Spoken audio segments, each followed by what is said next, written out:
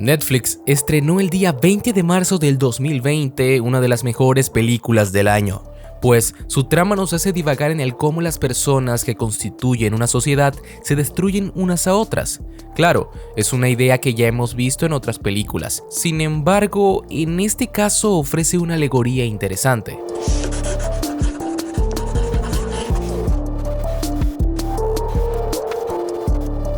Nos recuerda a películas como El Cubo, donde las personas quedan encerradas intentando escapar, o El Expreso del Miedo, que refleja la jerarquía social a bordo de un tren, curiosamente dirigida por Bong Joon-ho, quien no hace mucho causó revuelo con su película Parasite. La película cuenta con muchas metáforas, curiosidades, referencias y sucesos interesantes que te voy a comentar en este video, y que tal vez no te diste cuenta.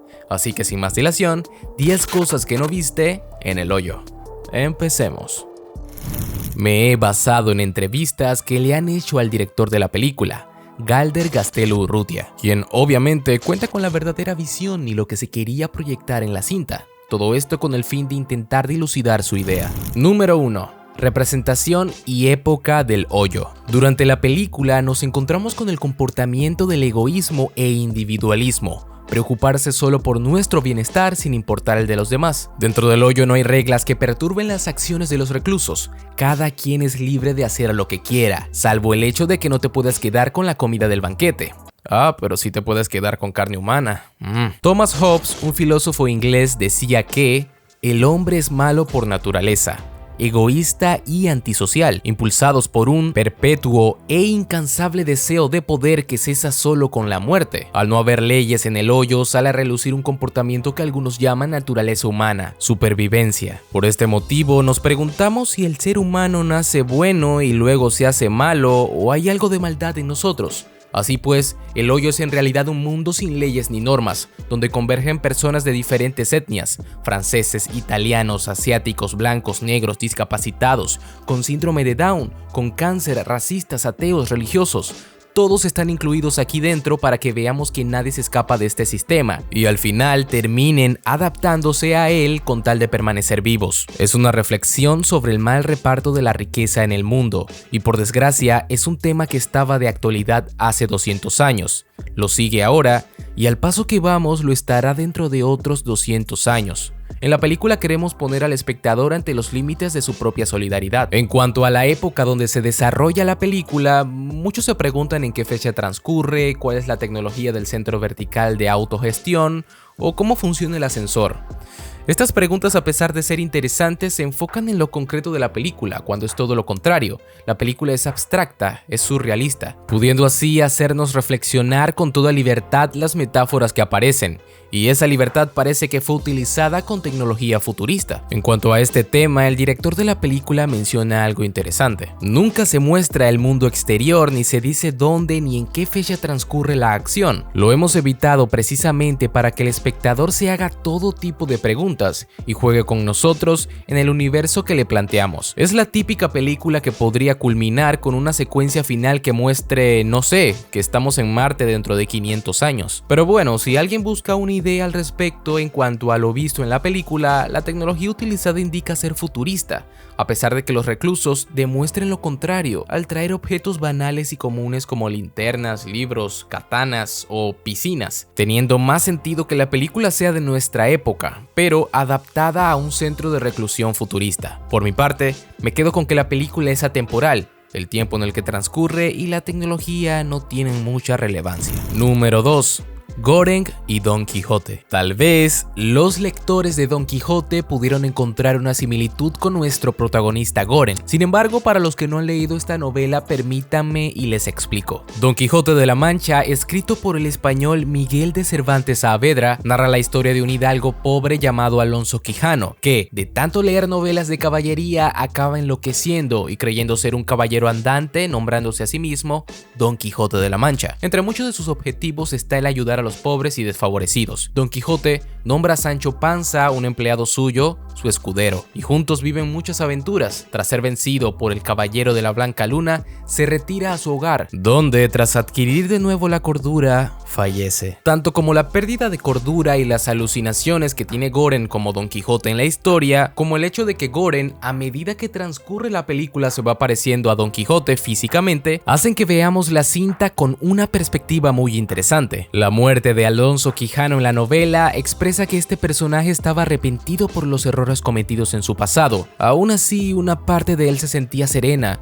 pues sus actos heroicos en delirio lo hacían sentir que hizo algo bueno. Lo mismo le sucede a Goreng, pues elevó a la niña y condenó sus errores quedándose en el hoyo. En una escena, Goreng lee un párrafo de la novela: el grande que fuera vicioso será vicioso grande, y el rico liberal será un avaro mendigo, que al poseedor de las riquezas no le hace dichoso tenerlas, sino gastarlas, y no el gastarlas como quiera, sino saberlas bien gastar. Pero algo que complementa la decisión que tomó Goreng al final es lo que sigue después de ese párrafo en la novela. Al caballero pobre no le queda otro camino sino el de la virtud, siendo afable, bien criado, cortés y comedido, y oficioso, no soberbio, no arrogante, no murmurador, y sobre todo, caritativo. Número 3. El infierno de Dante. Siguiendo con el viaje que tiene Goreng en el transcurso de la película, el infierno de Dante es imposible no mencionarlo. El poeta italiano Dante Alighieri marcó con su obra La Divina Comedia un hito en la historia de la humanidad. Su trabajo es uno de los escritos fundamentales que se dieron durante el paso del pensamiento medieval al renacentista. Este escrito está constituido por una visita guiada al infierno, al purgatorio y finalmente al paraíso que realiza Dante. Pero la descripción más vívida que ha dejado un paradigma en la concepción cristiana del más allá es la del infierno. Según él mismo, Alighieri conoció todos los círculos en 24 horas. Él describe el lugar como un cono invertido que consta de 9 círculos o niveles decrecientes, en los cuales se ubican a los pecadores según sus faltas. Mientras más cercanos al fondo, más grandes fueron sus pecados a lo largo de su vida. Extrapolando esto a la película, vimos múltiples pecados: avaricia, prodigalidad, gula, violencia, traición. Esto lo vemos sobre todo en la última parte de la película, cuando Goreng junto a Baharat realizan un descenso hasta lo más profundo y se encuentran cada vez con algo más violento. Número 4. El número 333. Existe una simbología en la película que recalca la metáfora de que el hoyo sea una representación al infierno, o en su defecto, que el hoyo tenga referencias a temas religiosos,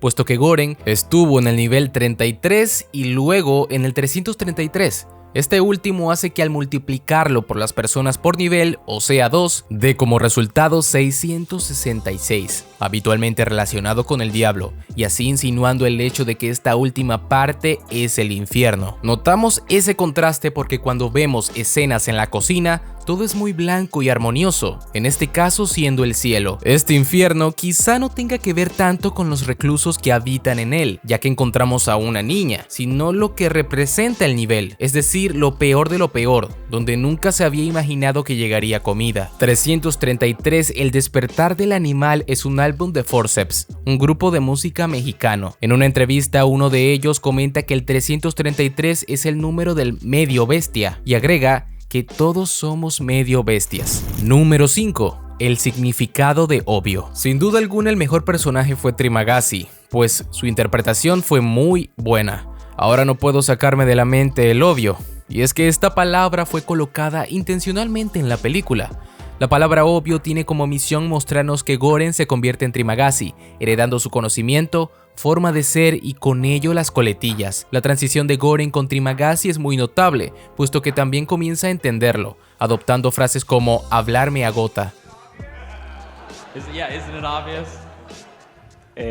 Bueno, a ver, David tiene una forma de escribir muy repetitiva y generar humor con este tipo de cuñas para dar personalidad a los personajes y sobre todo también para ver esta coletilla fue creada para que después, una vez muerto Trimagasi, Goren heredara esta palabra y se viera cómo esa mezquindad que representa Trimagasi se queda para siempre dentro de Goren.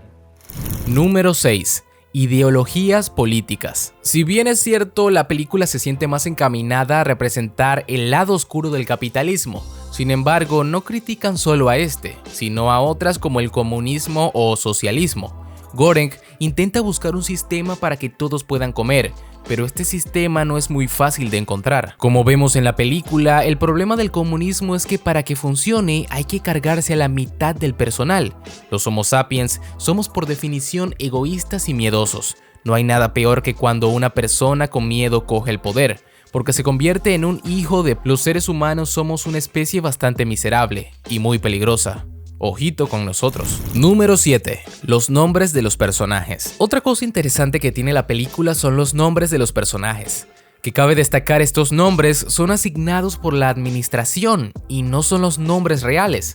Esto se descubre cuando Göring se presenta ante Trimagasi y le pregunta qué nombre le han asignado. Y la mayoría de estos nombres tienen un significado bastante curioso. Trimagasi es una forma de la palabra Terima Kasih, que significa agradecimiento en el idioma malayo. Imogiri es una palabra de Indonesia, derivada de Imagiri, cuyo significado es montaña de nieve y que supone otra forma de nombrar al Himalaya. Goreng proviene del nasi goreng, un plato de arroz típico de la cocina indonesia e himalaya, y es una versión del arroz frito.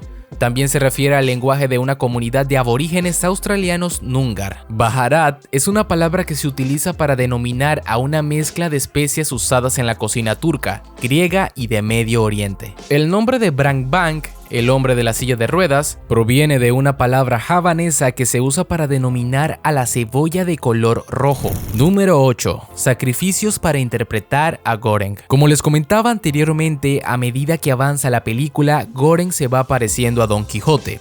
Además de él, en ciertas escenas nos recuerda a vivencias y sacrificios que tuvo Jesús, el Mesías, hasta ser crucificado para que obtuviéramos el perdón de nuestros pecados. De alguna forma, esta tendencia de buen corazón y de preocuparse por los demás la vemos en Göring. Para interpretar esta evolución, el actor que interpreta a Göring, Iván Masagué, tuvo que bajar de peso, alrededor de 12 kilos.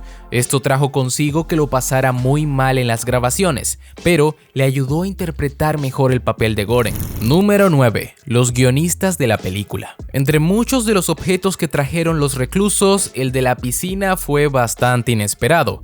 Pero ahí existe una aparición curiosa. Las dos personas que aparecen bañándose en esta piscina son los guionistas de la película, David de Sola y Pedro Rivero. Número 10. El final no iba a ser así. Algo que nos dejó desubicados fue el final, puesto que estábamos convencidos con la idea de que la panacota tendría un significado para los trabajadores del nivel 0, de este centro vertical de autogestión. Sin embargo, en los últimos minutos, Göring cambia de parecer y sus sueños le revelan que el mensaje es la niña. Cuando Imogiri dice "aquí no hay niños menores de 16 años", es una manera de decir que la administración piensa que a esta parte de la población, niños y jóvenes menores de edad, no les afecta el reparto de las riquezas, cuando es todo lo contrario. Existen muchas vertientes y muchas interpretaciones del final. En casi todas, cuando la niña asciende por el ascensor, representa un cambio en el sistema, una esperanza de que las cosas mejorarán. Era la única que no estaba corrupta por el sistema del hoyo. Era de alma pura. La cruda verdad la vemos con la niña que está en el último nivel, representando a esa parte de la población indefensa en el sótano, pero que, si bien es cierto, no es perturbada psicológicamente por los horrores de los niveles superiores. Otra interpretación que hay es que la niña no existió y que por lo tanto la panacota llegó al nivel 0, ya que tenemos una escena que lo prueba. A todas estas dudas existenciales se le agrega esta foto que estás viendo en pantalla, definitivamente impactante, puesto que a pesar de que no lo mostraron, la niña sí existe. El director dijo algo al respecto. Llegamos a rodar un final devastador, pero no funcionaba. Resultaba mucho más liberador terminar con un pequeño mensaje de esperanza. Al principio, el protagonista entra con buenas ideas, pero no sabe cómo aplicarlas. Después, hay un sacrificio muy grande, que también le concede una pequeña victoria. Esto nos dice que muy posiblemente la imagen del jefe de cocina teniendo a la niña en sus brazos era un final devastador. Tal vez porque no fue algo significativo para un cambio en el sistema del hoyo, o quizá algo más perturbador. Aunque también, entendiendo que la administración es escrupulosa como dijo Imogiri, Al encontrar a la niña, al reconocer su error, al saber que el sistema que llevaban era deficiente, trabajarían en mejorarlo. Para bien. Algunos piensan es imposible que exista un sistema favorecedor para el bien humano. A pesar de ello, siempre tenemos las esperanzas de que las cosas pueden mejorar. Pero bueno, esto ha sido un análisis a algunas curiosidades, metáforas y referencias que tal vez no viste en la película El Hoyo de Netflix. Si tienes alguna interpretación de esta película, no dudes comentarla aquí abajo. Así que dime, ¿qué te pareció El Hoyo? Comenta aquí abajo cualquier teoría, opinión, interpretación o duda que tengas. Las estaré leyendo. Recuerda darle like y compartir este hermoso video a todos tus amigos. Y claro, suscribirte. Y sígueme en Instagram como Sin Complicación. Hay galletitas. Nos vemos en la próxima, pero no te preocupes, no será después de 33 años.